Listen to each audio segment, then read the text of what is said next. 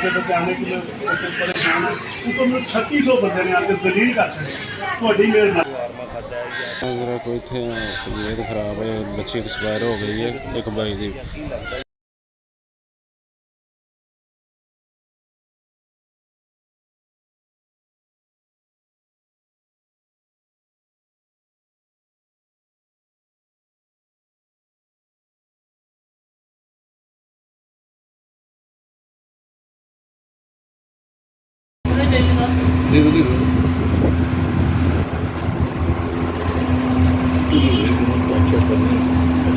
आप करना